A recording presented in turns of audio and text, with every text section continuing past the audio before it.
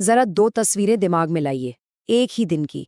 पहली Dubai airport की, जहां आसमान में मिसाइल अटैक के बाद बस धुएं का गुबार है, अफरा तफरी मची हुई है, हर तरफ डर है। और दूसरी तस्वीर मुंबई की एक शांत सी गली की है, जहां लोग एलपीजी सिलेंडर के लिए एक लंबी लाइन में खड़े हैं। सबके चेहरे पर एक खामोश सी चिंता है। सुनने में लगता है कि ये दो बिल्कुल अलग दुनिया हैं, है ना? पर सच ये है कि ये दोनों दुनिया एक 33 किलोमीटर के पतले से समुद्री रास्ते से जुड़ी हैं। एक ऐसा रास्ता जिसके बंद होते ही दुबई में बैठे भारतीय और मुंबई में गैस का इंतजार करते परिवार दोनों की सांसें अटक जाती हैं। चलिए आज इसी लाइफलाइन के संकट को परत दर परत समझते हैं।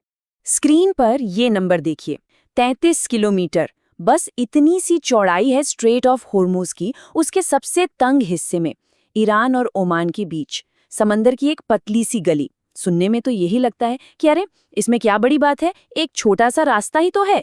पर दोस्त, यही दुनिया की सबसे बड़ी गलतफहमियों में से एक है। अब जरा एक पल रुककर इस स्लाइड को देखिए।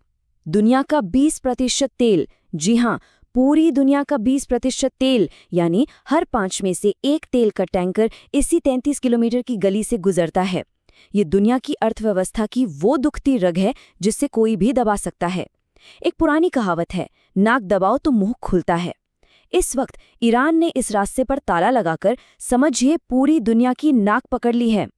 तो सवाल अब अगर का नहीं रहा कि अगर ये रास्ता बंद हो गया तो क्या होगा। सवाल ये है कि अब जब ये रास्ता बंद हो चुका है तो दुनिया और खासकर भारत इस भयंकर संकट से कैसे निपटेगा। तो आखिर खाड़ी में ये आग लगी कैसे? ये सब कुछ इतनी तेजी से कैसे हुआ कि दुनिया को संभलने का मौका तक नहीं मिला। चलिए इसकी पूरी टाइमलाइन को समझते हैं। ये सब कुछ शुरू हुआ 28 फरवरी को। अमेरिका और इजराइल ने एक जॉइंट ऑपरेशन एपिक फ्यूरी में ईरान के सुप्रीम लीडर अली खमैनी को मार गिराया। ईरान का जवाब आने में जरा भी देर नहीं लगी।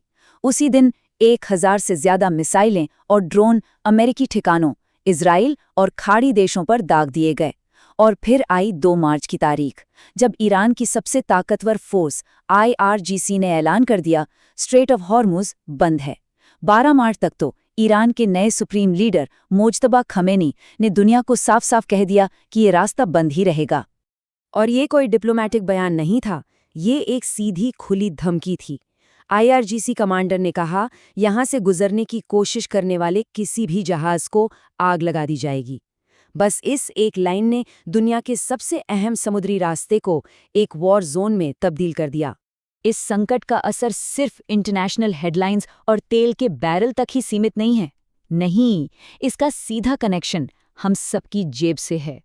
ये एक डोमिनो इफेक्ट है, जिसकी शुरुआत तेल से होती है और इसका अंत हमारे घर की थाली पर आकर होता है। यहाँ जरा रुकिए और इन आंकड़ों को गौर से देखिए। फरवरी में भारत के लिए कच्चे तेल की कीमत थी करीब $69 प्रति बैरल। संकट शुरू होने के सिर्फ 5 दिन के अंदर, सिर्फ 5 दिन में ये 24% उछलकर $85 के पार पहुंच गई। और असली डर ये है कि अगर ये लड़ाई लंबी खींची तो तेल $120, यहाँ तक कि $150 तक जा सकता है। अब सोचिए पेट्रोल पंप पर इसका क्या असर होगा। लेकिन कहानी सिर्फ पेट्रोल डीजल की नहीं है। इस टेबल पर नजर डालिए। भारत का लगभग 40% कच्चा तेल इसी रास्ते से आता है। हमारे घरों का LPG सिलेंडर, उसका 55 से 80% इंपोर्ट यहीं से होता है। हमारे किसानों के लिए खाद का 40% हिस्सा यहीं से आता है। और हमारी फैक्ट्रियों को चलाने वाली LNG गैस का 30%। मतलब इस स्ट्रेट के बंद होने का असर हमारी गाड़ी पर, रसोई के चूल्हे पर, किसान के खेत पर और देश की इंडस्ट्री पर, सब पर एक साथ पड़ रहा है। तो एक तरफ तो ये आर्थिक आग लगी हुई है और दूसरी तरफ एक बहुत बड़ी जियोपॉलिटिकल शतरंज की बिसात बिछी हुई है। और इस खेल में हर बड़ा खिलाड़ी अपनी अपनी चालें चल रहा है। और इस खेल में सबसे दिलचस्प चाल ईरान की है। दुनिया के लिए स्ट्रेट बंद, जहाज़ों को आग लगाने की धमकी, लेकिन अपने सबसे बड़े दोस्त और इकोनॉमिक पार्टनर चीन के लिए तेल की सप्लाई बराबर चल रही है। हॉर्मुज से निकलने वाले तेल का लगभग 38% चीन जा रहा है। वाह, इसे कहते हैं जियोपॉलिटिक्स का डबल स्टैंडर्ड। उधर अमेरिका में राष्ट्रपति डोनाल्ड ट्रंप अपने जाने पहचाने अंदाज में थे। उन्होंने सोशल मीडिया पर लिखा, युद्ध बहुत बढ़िया चल रहा है, हम टाइम टेबल से बहुत आगे हैं, ईरान लगभग तबाह हो चुका है। उनकी बातों से तो यही लग रहा था कि अमेरिका ने सब कुछ कंट्रोल में कर लिया है।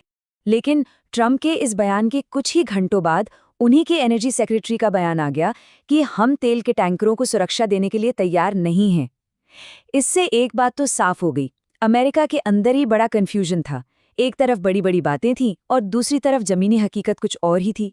इस पूरे हो हल्ले के बीच भारत ने एक बहुत ही नपी तुली और समझदारी भरी चाल चली।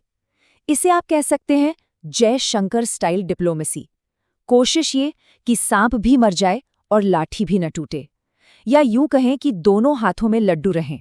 विदेश मंत्री एस जयशंकर ने ईरान के फॉरेन मिनिस्टर से 3 बार बात की और एक इनफॉर्मल अश्योरेंस लिया कि भारतीय झंडे वाले जहाज़ों को सुरक्षित रास्ता दिया जाएगा।